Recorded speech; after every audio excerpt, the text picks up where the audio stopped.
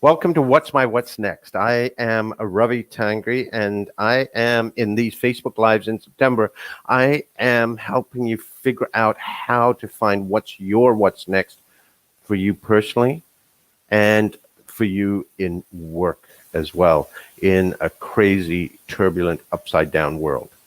And starting today, what I'm going to show you the next few days is a path that I have found that really is powerful for business owners, for professionals, for CEOs to chart their way forward in a turbulent world. And so I'm going to give you the overview today and really get into that first phase of this path, which is probably where a lot of people are right now, and why you might be watching this.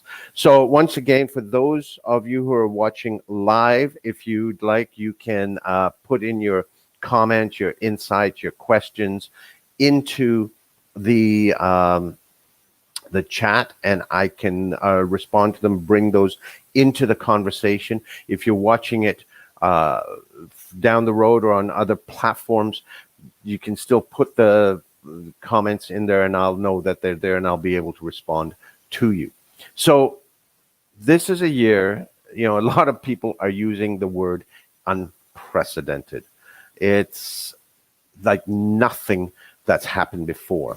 So what is it? How can you figure out how you go forward? I mean, between everything like lockdowns, with all of the changes that have happened to regulations, to moving things forward, to how you do business, limits whether or not people can come in, working from home, it's changed the rules of everything. And one of the challenges now is, if you are a professional, if you're running your own business, how do you figure out how to go forward in this?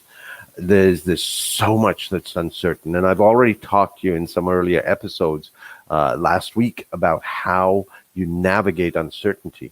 And some of that will contribute to this, where I said that there's certain pressure points, there's certain key leverage points that you find to be able to in a complex situation, to find your way forward. And that's exactly what I'm going to be showing you today. So what are these pressure points? This comes for me from about nearly 30 years of working with professionals, with business owners, with CEOs, with myself, in terms of learning what works for me. I always experiment on new ideas with myself to make sure it works before I try it out with others. So how do you find your way forward? Well, what I found is that there's a 5-step process. When there's a lot of uncertainty, when there's a lot that you don't know what's going on, there's a 5-step process that you can follow that will help you figure out how to move forward. And what I call this is the business owner or the CEO's path to soul engineering their leadership and their life. So I'm going to go over on a high level these 5 steps today and dive in more to the first level. And in the next episodes, I'll go into some of the other stages. So the first stage is awareness, where you're going crazy, you're pulled in 1,000 different directions, you're not sure what's going on, you're second guessing yourself. Key difference here that creates the awareness is, that there's got to be a better way. There's something inside you says there's got to be a better way of doing things. And so you start looking, you start exploring, finding what could be. And so the first stage that I've found to start to move forward is addressing the biggest cause of self-sabotage that's around. And that's your self-talk, where you're second-guessing yourself, you're overthinking, you're over-analyzing, and you're up all night trying to figure out what to do. And so the first stage of this, or the second stage of this path, I call breathe.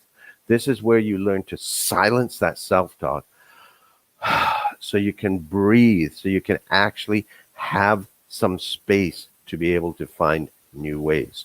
And that is so critical. Once you have that space, then you can move into the third step, which is to connect with your inner wisdom, your inner knowing, your intuition. Start to be able to access that knowing. So it's not just this analyzing that's going on in your head, because there's a lot deeper wisdom that you can access. Once you have these resources to be able to create some space to be present, to access your intuition, then you can start to move into what I call releasing and reclaiming, where you identify what are the blocks to moving you forward, what are the reasons you might be sabotaging yourself, what are the things that are getting in the way, and to release those blocks and to reclaim power that you have left behind, that you blocked from yourself. So that's that stage of letting go of what's not yours, reclaiming what's yours. And that's, now as we get to these more in-depth advanced stages, then it gets a lot more involved, and it's ongoing, right? This is not just a one and done. Then once you get to a certain point, though, that you've released a significant number of the blocks, then you can move into step 5, which I call flow, which is now connecting in with your core. In stage 3, you connected with your intuition, your inner wisdom, but your core is your much deeper sense of self to help you craft a very purposeful vision that creates healthy boundaries in all of your life and chart your way forward. So that's the path. But let's dive into stage 1, which is where a lot of people who are watching this now, which is what I call just being aware. This is where you are giving your all to everyone. If you've got employees, you're trying to do everything for them, support them all through all of this time, trying to find the way your family, your kids, your parents, your friends, your community, your significant other, or looking for a significant other. It's like everywhere you go, people are looking for support. You're the one that everyone turns to. But then who do you turn to for support? And that's the key thing, is that there's no time left for you. And it feels like there's no one there supporting you. And you're not doing anything to replenish yourself. So you're getting more and more and more burnt out. Then as you move forward, when with all that happening, what happens is you start making more and more mistakes. You mess up things. And sometimes it feels like you're the one getting in your own way, like you're sabotaging yourself. And as that continues, what happens is then you get into the overthinking and the over-analyzing. That inside self-talk never stops. You're up all night. You're second-guessing things that you did. You're trying to figure out what's the right thing to do. You're worried about what's to come. And that's all that's happening, and you're living in your head, but it feels like you're paralyzed. You're not even moving. So that's all of that by itself is sort of what I call stage 0. That's where a lot of people are, and it's in a state of almost paralysis. What makes stage 1 different aware is that you realize there has to be another way. Something inside you says there's got to be another way, a better way to be able to address this. So what you've got to do is try to figure out how you can actually figure out that other way, when all you're doing is running around in a loop over and over and over again, doing the same thing. This is where you might be starting to look elsewhere, trying to figure out how to do things, what else might support you, who else is actually finding a better way to do things, who else might be moving forward in some way. And that's, to me, the biggest thing, is you realize there's got to be another way.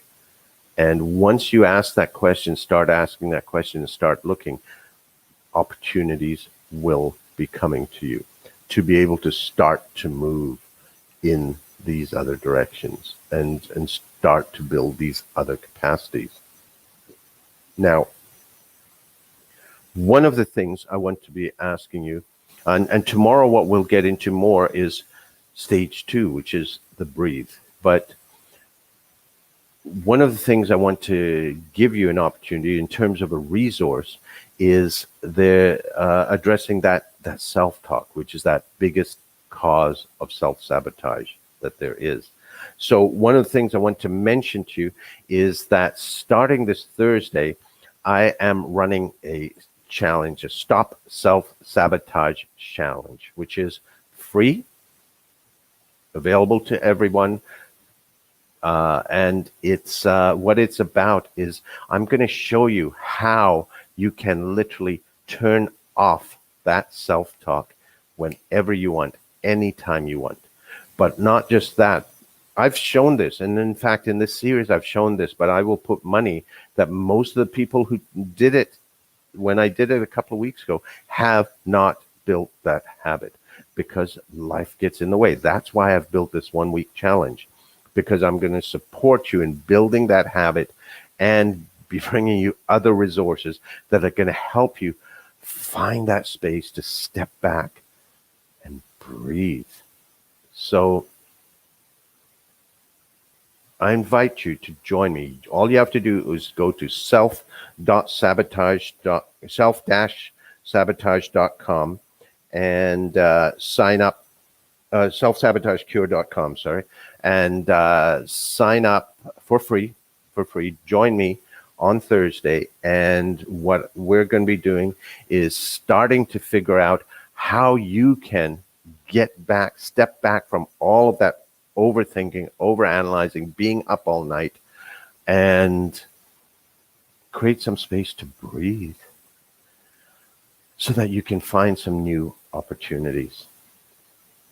Join me, please. And tomorrow I'm going to dive more into exactly what that second stage is about, breathing, and so that we can start to explore what a difference that can make.